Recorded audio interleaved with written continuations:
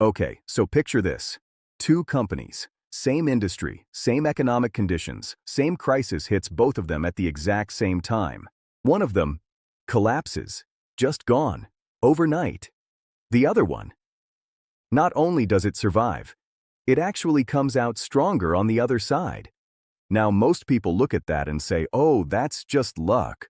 Or, well, one company was just bigger. But that's not it. That's almost never it. The real difference?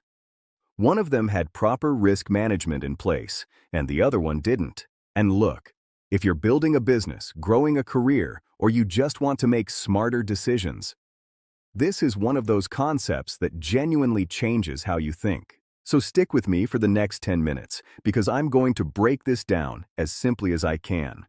All right, let's start from the basics. At its core, risk management is about understanding what could go wrong before it actually does. And I know that sounds obvious when you say it out loud, but most people and most organizations don't actually do this in any structured way. Think about it. Every business, every project, even your own personal finances, they all face uncertainty. Markets shift, systems break, people make mistakes. So risk management is really just the process of figuring out where those uncertainties are, understanding how bad they could actually get, and then deciding what you're going to do about them. I like to sum it up like this. Risk management means being prepared, not surprised. But here's the thing, and this is where a lot of people get it wrong. Risk management is not about avoiding every single risk, because if you try to avoid all risk, you end up avoiding all growth too. You just stand still. The real goal is smarter than that. It's about reducing damage when things go sideways, making better decisions in the first place, and honestly, sometimes if you see a risk clearly enough before it hits, you can actually turn it into an opportunity. That's the part people don't talk about enough. Okay, so maybe you're thinking, all right, this sounds sensible, but is it really that important? Yes. Genuinely, yes. It's extremely important. And here's why. First, it protects everything you've built.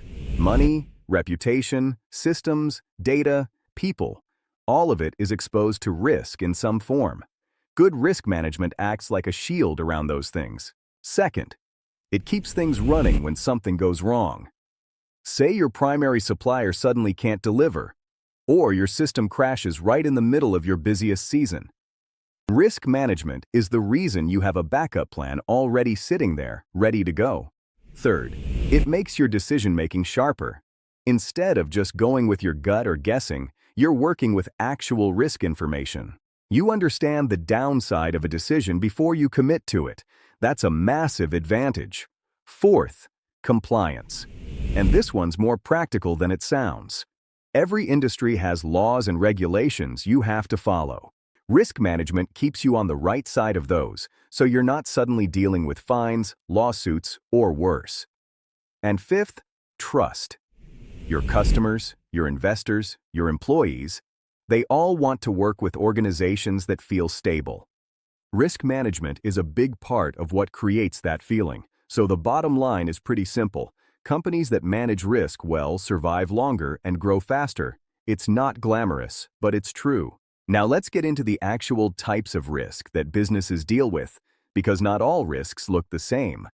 Financial risk is probably the most obvious one. This covers things like interest rate changes, market swings, credit problems. If a company's carrying a lot of debt and interest rates spike, they feel that immediately. Operational risk comes from inside the organization. System crashes, human error, supply chain failures. Even a relatively small internal mistake can spiral into a much bigger problem if you're not watching for it. Strategic risk is interesting. This is the risk that comes from decisions themselves.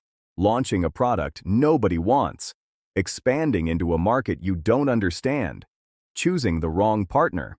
These aren't accidents, they're judgment calls that turned out badly.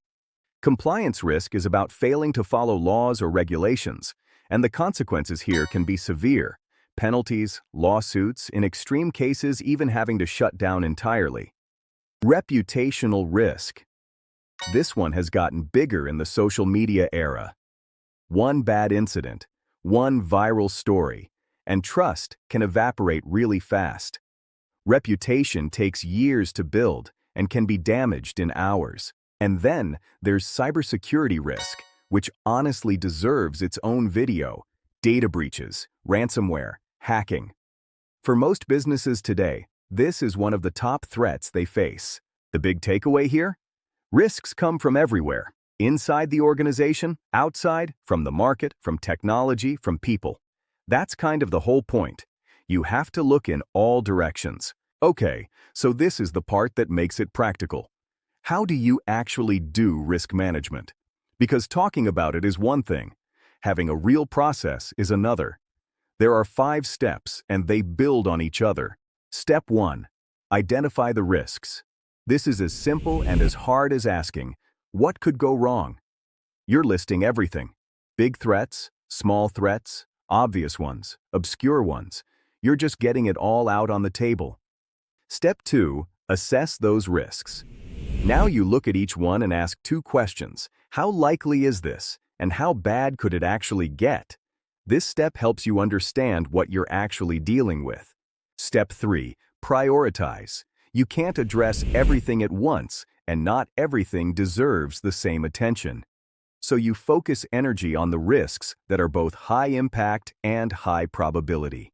Those are the ones that can actually sink you. Step 4. Treat the risk. Now you take action.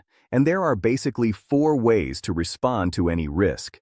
You can avoid it, change your plan so the risk doesn't exist. You can reduce it, take steps to make it less likely. You can transfer it. That's things like insurance or outsourcing a risky function. Or sometimes you just accept it because the cost of doing something about it is higher than the risk itself. Step 5. Monitor. And this is the one people skip, which is a mistake, because risks don't stay the same. New ones show up, old ones evolve. So risk management isn't a one-time exercise. It's ongoing. If all of that still feels like a lot, here's a way to distill it down to something you can actually remember. Just ask yourself 6 questions. 1. What am I trying to achieve? 2. What could get in the way of that? 3. Which of those things matter most? 4. What am I going to do about them? 5. Did what I did actually work? 6. What has changed since I last looked at this? That's it. That's the whole loop. Risk management, at its heart, is just structured thinking. It's not complicated, it's just disciplined, which turns out to be harder than complicated in some ways. Let me give you 2 real-world cases, because this stuff lands differently when you see it in action. Zoom. Remember the early pandemic? Usage exploded basically overnight.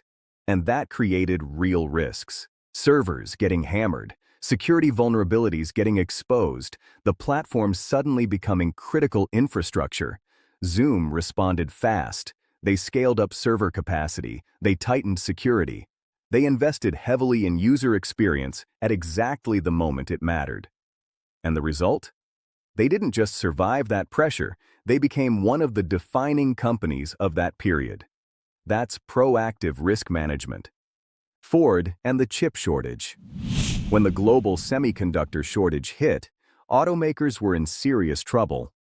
Ford's response was to prioritize production of their highest margin vehicles.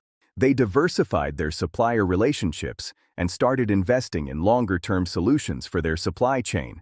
They absorbed the hit, but they managed it. Both are the same story, organizations that moved instead of hoping. Now, I want to be honest with you. Risk management is not a magic solution. It has real limitations. You genuinely cannot predict everything. Some things come out of nowhere. No framework catches every scenario. It takes time and resources to do it properly. Risks are often interconnected in ways that aren't obvious. A financial risk might trigger an operational one. That complexity is hard to model.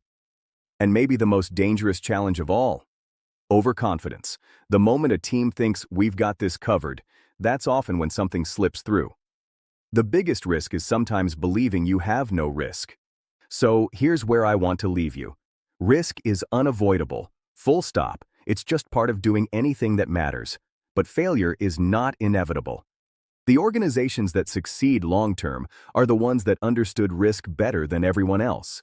They saw it coming, they had a plan, and they moved. That's risk management. That's what it does. If this was useful, drop a like. It genuinely helps more people find this content. And subscribe if you want more on GRC, governance, risk, and compliance. I'll see you in the next one.